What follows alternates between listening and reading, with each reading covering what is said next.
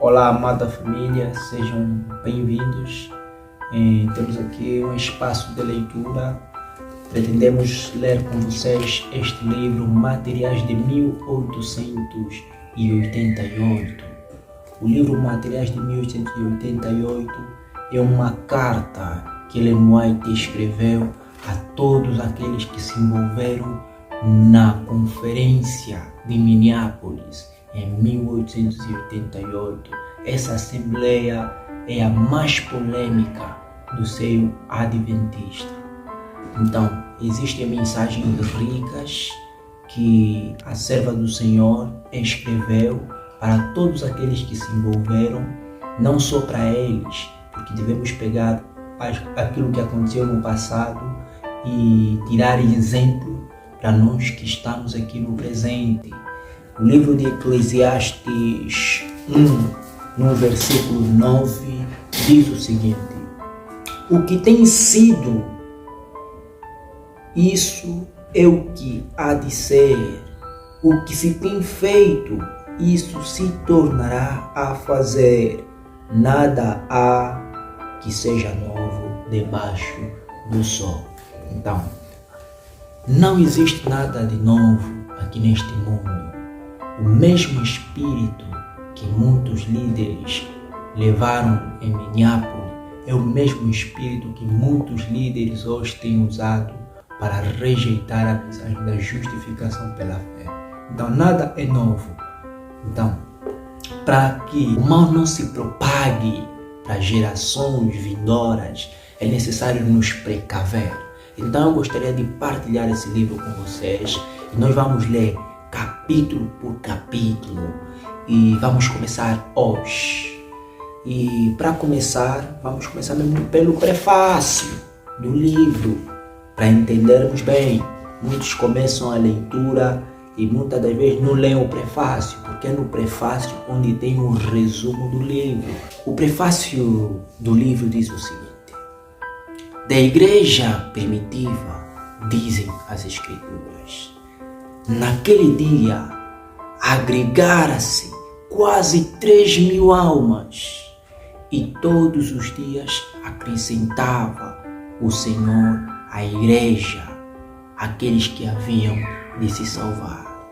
Isso no livro de Atos 2, versículo 41 e 47. Então, grandes foram os prodígios da igreja apostólica no primeiro século.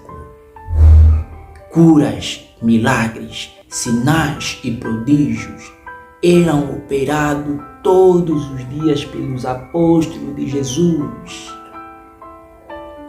O que deu poder e ousadia a esses simples homens? Pergunta a serva do Senhor.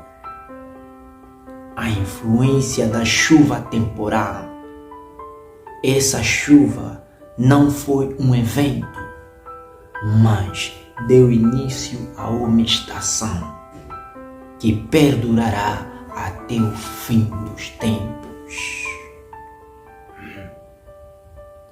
No entanto, ainda nos primeiros anos da era cristã, a igreja deixou de desfrutar os benefícios dessa chuva, desviando os olhos de Cristo em busca das bênçãos e reconhecimentos temporais. Satanás então conseguiu lucrar a vitória. Então vimos aqui o primeiro parágrafo daquilo que é o prefácio do livro.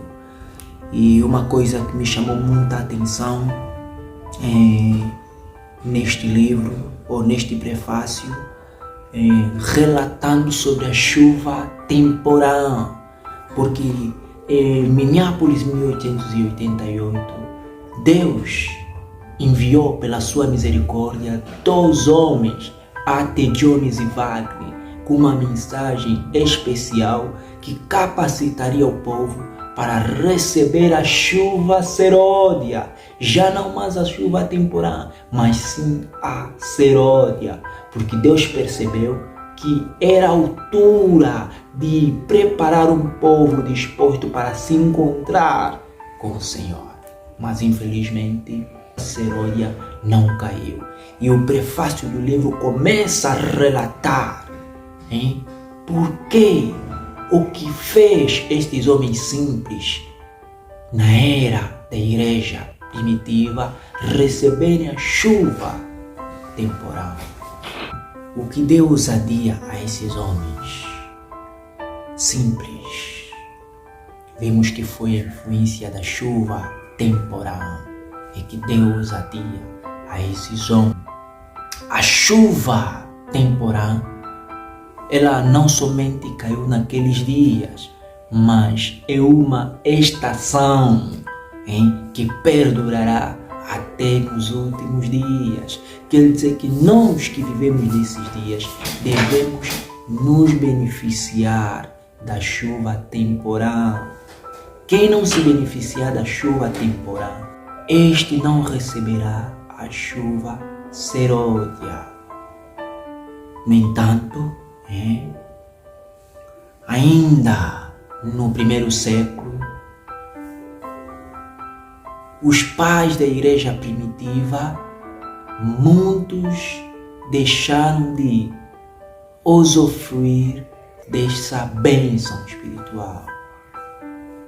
Por quê? Porque muitos começaram a se envolver em negócios, em busca de reconhecimentos temporais.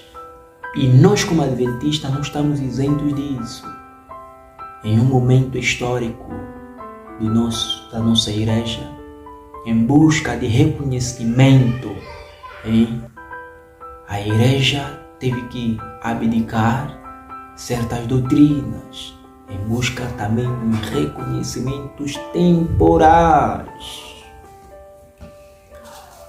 Tem uma citação no Grande Conflito, na página 42 e 43, diz o seguinte: o grande adversário se esforçou, então, por obter pelo artifício aquilo que não lograra alcançar pela força. Cessou a perseguição e em seu lugar foi posta a perigosa sedução da prosperidade temporal e honra humana. Meus irmãos, devemos ter cuidado com isso. A prosperidade temporal e a honra humana são um dos artifícios que Satanás usou para lograr vitória sobre o povo de Deus. Tornaram-se idólatras a receber parte da fé cristã, enquanto rejeitavam outras verdades essenciais. Professavam aceitar Jesus como Filho de Deus e crer em sua morte e ressurreição, mas não tinham convicção do pecado e não sentiam necessidade de arrependimento ou mudança de coração. Então, a igreja, em busca de prosperidade e reconhecimento, permitiu que idólatras entrassem dentro do cristianismo. E muitos desses idólatras não eram pessoas convertidas. Uma situação triste. Com algumas concessões de sua parte, propuseram que os cristãos fizessem outras também, para que todos pudessem unir-se sob a plataforma da crença em Cristo. Então os mundanos, ao entrarem dentro do cristianismo, colocaram algumas exigências aos cristãos. Era necessário que eles abandonassem também alguns princípios que eles tinham. E entre esses princípios estava a guarda do sábado, meus irmãos. E os cristãos também propuseram algumas, mas nenhuma exigência que foi dada pelos idólatras fez com que eles se convertessem, porque os cristãos usufruíram dos templos pagãos que havia naquela altura, porque a igreja primitiva, eles adoravam em casas, em quartos, mas ao acessarem os idólatras, a igreja cristã tornou-se a principal igreja do Estado, tendo assim várias regalias por baixarem os princípios. A igreja naquele tempo encontrava-se em terrível perigo. Prisão, tortura, fogo, espada eram bênçãos em comparação a isto. Então, enquanto a igreja passava por momento de perseguição, perigo, tortura, espada, esses elementos Deus usou como sendo seus agentes. Eram bênção para o povo de Deus, meus irmãos. Então, a serva do Senhor no livro Eventos Finais diz que Deus usa o sofrimento nas nossas vidas como sendo seus elementos, seu agente para nos purificar. A igreja estava tão bem, os cristãos sentiam mais necessidade de buscar a Deus. Alguns cristãos permaneceram firmes, declarando que não transigiriam.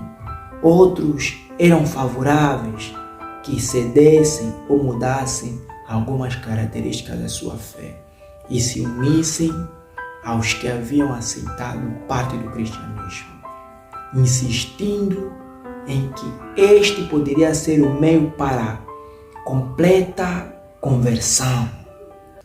Foi um tempo de profunda angústia para os fiéis seguidores de Cristo.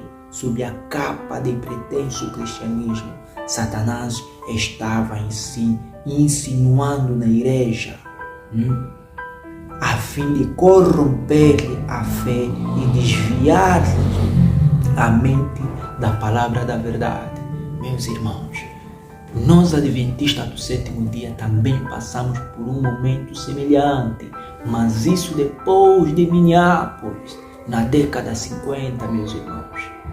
Os evangélicos vieram também na igreja, mas isso é um assunto que nós vamos abordar em outros capítulos de uma forma detalhada. Então, essa é a primeira parte do prefácio. Poderíamos ler todo ele, o prefácio como é um pouquinho extenso, hoje não vamos ler todo ele, vamos deixar a segunda parte em outro momento em que Deus nos permitir avançar com estas leituras que serão uma bênção para nós. Então vimos que nessa introdução, vimos as artimanhas para que Satanás se infiltrasse dentro do cristianismo e lograsse vitória sobre o povo de Deus. Então que Deus possa nos abençoar, esteja ligado ao canal, partilhe e acreditamos que a chuva serôdia cairá nos nossos dias, até terminarmos essa leitura. Amém, povo de Deus? Amém. Deus abençoe. Estamos juntos até a última batalha.